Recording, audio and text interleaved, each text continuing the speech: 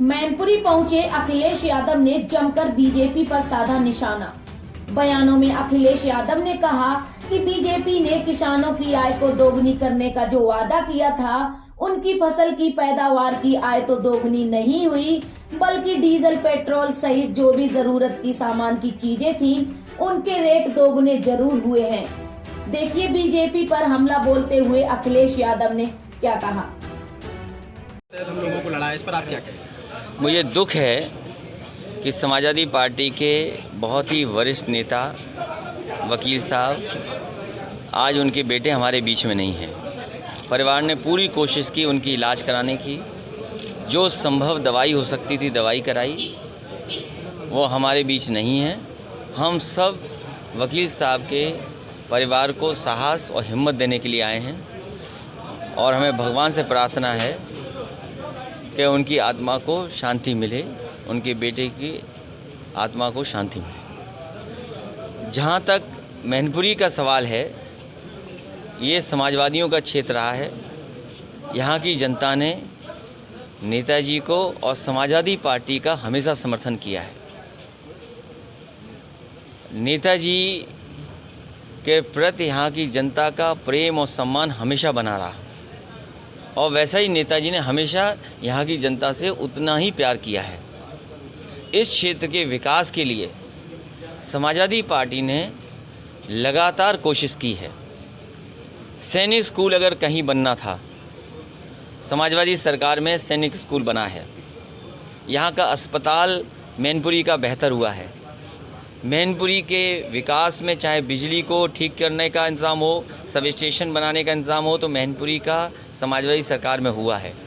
ये चौड़ी चौड़ी 4 लेन सड़कें बनी, बड़े पैमाने पर लैपटॉप बटे, बड़े पैमाने पर बच्चियों को विद्याधन मिला, समाजवादी पेंशन से भी गरीब महिलाओं की मदद की गई। इस तरह लगातार विकास के कार्य किए गए। सवाल सबसे बड़ा ये है, बीजेपी की 2 सरकारें हैं, एक दिल्ली की और एक उत्तर प्रदेश की। ये डबल इंजन की सरकार के हमें लगता है ड्राइवर भाग गए हैं, या इनके जो डबल इंजन की सरकार को चलाने वाले लोगों को विकास दिखाई नहीं दे रहा, न विकास करना चाहते हैं। आज मैनपुरी की जनता जानना चाहती है कि मैनपुरी में कौन सा बड़ा विकास कार्य हुआ है जिससे किसानों को लाभ मिल रहा हो। एक बहुत बड़ी मंडी बन रही थी एक्सप्रेसवे के किनारे जिला मैनपुरी में, करहल विधानसभा में। वो मंडी आज भी अधूरी है, पूरी नहीं होने दी सरकार ने। जो मंडी की व्यवस्था थी वो चौपट कर दी। किसान की पैदावार की आय दोगुनी का वादा किया, उनकी फसल की पैदावार की आय तो नहीं दोगुनी हुई, लेकिन डीजल पेट्रोल और ज़रूरत की सामान की महंगाई दुगनी हो गई। नौकरी रोजगार है नहीं, पुलिस भर्ती कर नहीं पा रहे, फ़ौज में भर्ती कर नहीं पा रहे। मुझे याद है फ़ौज के एक वरिष्ठ अधिकारी हमारे साथ हेलीकॉप्टर से यहाँ आए थे और यही भारतीय जनता पार्टी और दिल्ली के लोगों ने उनके साथ अन्याय किया। नहीं तो आज यहाँ पर लगातार पुलिस की भर्ती हो रही थी। ये मच्छर देखो खा जा रहा है, ऐसे नहीं डेंगू ना हो जाए। हाँ, तो ये लगातार फ़ौज की भी भर्ती होती। कहाँ हो रही फ़ौज की भर्ती बताइए? सबसे ज़्यादा जवान यहीं आसपास के लोग हैं। तो ये जो बीजेपी के लोग और बीजेपी की अलायंस लोग, बीजेपी पॉलिटिकल आउटफिट है आरएसएस की। जैसे प्रकोष्ठ होता है, आरएसएस का प्रकोष्ठ है बीजेपी, इसलिए उस पर ध्यान नहीं देना है। असली मुद्दे हैं विकास के, असली मुद्दे हैं बेरोजगारी के, असली मुद्दे हैं रोजगार के। आप बताइए, राष्ट्रीय संपत्ति बेची जा रही है। जो राष्ट्र को कहते हैं कि राष्ट्र सर्वोपरि है, हमारा राष्ट्र सबसे ऊपर है। जो लोग ये दावा करते थे झूठा, आज तो उनकी पोल खुल गई।